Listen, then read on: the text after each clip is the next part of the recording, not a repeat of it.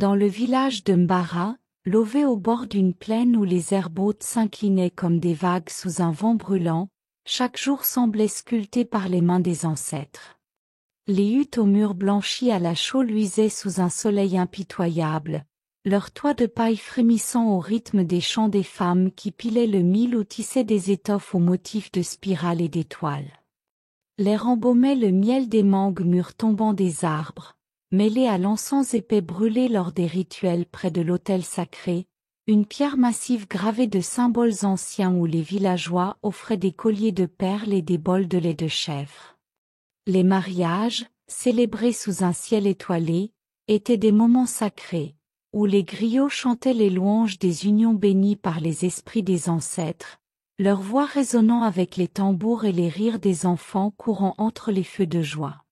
Mais depuis 10 ans, une ombre pesait sur Mbara, Neneh, la voleuse des vœux.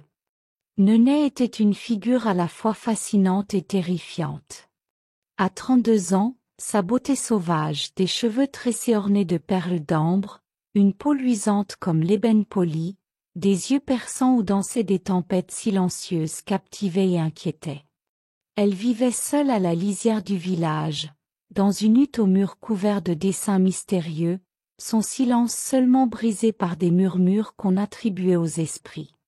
Les anciens racontaient qu'elle avait été maudite lors d'une danse rituelle, à l'âge de 22 ans, par une rivale jalouse, une femme nommée Safiatou, qui l'accusa d'avoir séduit son fiancé avec des charmes interdits. Ce jour-là, sous un ciel noirci par une éclipse, Neneh perdit sa voix de chanteuse, un don qu'elle utilisait pour apaiser les récoltes, et avec elle, sa chance d'amour. Désespérée, elle se tourna vers les esprits, promettant son âme en échange d'une issue. Depuis, chaque mariage à Mbara devenait une cible, et Satou, Fatoumata, Mariama toutes disparurent lors de leur nuit de noces, emportées par une force invisible que les villageois associaient à Neneh. On disait qu'elle invoquait les esprits pour voler les âmes pures des mariés, espérant briser sa malédiction, mais nul ne comprenait la vérité. La rumeur s'amplifia après la disparition de Khadija, la sœur de Kadi, lors d'un mariage récent. Kadi, une jeune femme de 25 ans au regard déterminé, était connue pour son esprit vif et son courage, hérité de sa grand-mère, une prêtresse qui lisait les présages dans les os de chèvre.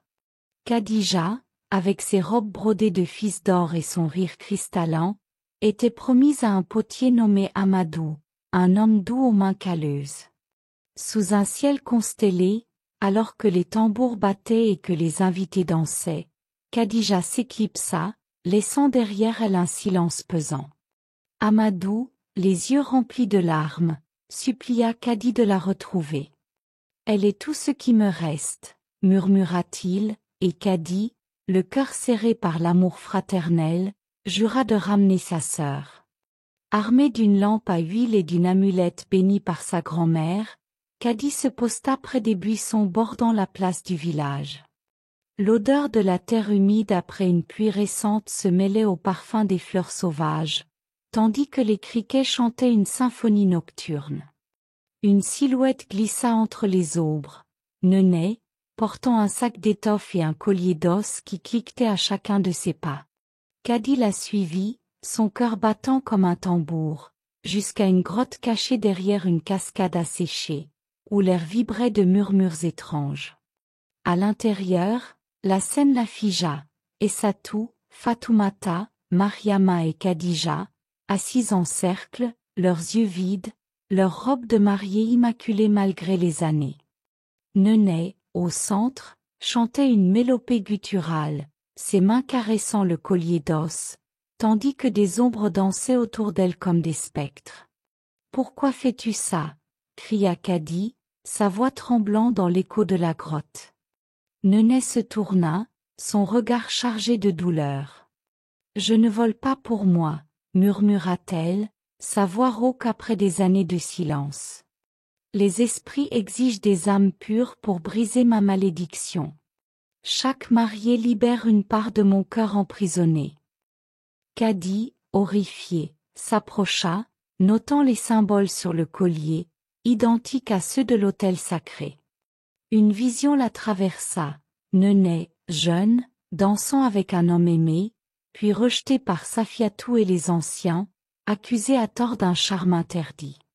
Les esprits, furieux de cette injustice, l'avaient lié à un pacte cruel, voler des âmes jusqu'à ce que sa vérité soit reconnue. Kadi sentit une présence froide, les ancêtres eux-mêmes observaient. Il y a une autre voie, dit Kadi, sa voix ferme malgré la peur. Laisse-les partir, et je t'aiderai à apaiser les esprits. Nenet hésita, ses doigts serrant le collier, mais avant qu'elle ne réponde, un cri perça l'air. Amadou, suivi de villageois armés de torchers, avait suivi Kadi. La grotte s'illumina d'une lumière blanche, et les mariés s'éveillèrent, leurs yeux retrouvant leur éclat. Les esprits grondèrent. La malédiction n'était pas la tienne, Nenet, mais celle de ceux qui t'ont trahi. Un rebondissement secoua Kadi. Les anciens, réunis sous la pression des villageois, confessèrent leurs mensonges. Safiatou, par jalousie, avait convaincu les anciens d'exiler Nenet, fabriquant une histoire de sorcellerie pour protéger son propre statut.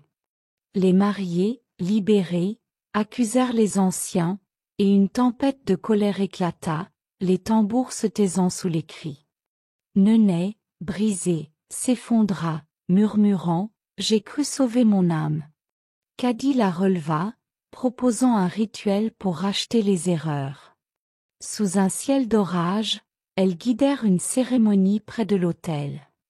Nenet chanta, sa voix retrouvée s'élevant comme une prière, tandis que les villageois offraient des fleurs, du lait et des prières. La terre trembla, et une pluie douce tomba, lavant les mensonges. Les mariés retournèrent à leurs fiancés, leur rire remplissant l'air, mais Nenet choisit de rester seul, son cœur apaisé par la vérité. Les années passèrent, et l'histoire de Nenet devint une leçon à Mbara.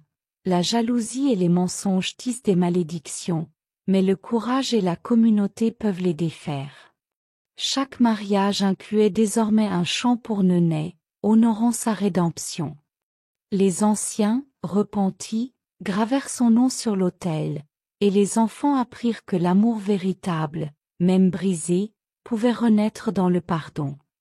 Et la nuit, près de la cascade, certains juraient entendre un murmure, comme si les ancêtres approuvaient, unissant les vœux brisés dans une harmonie éternelle.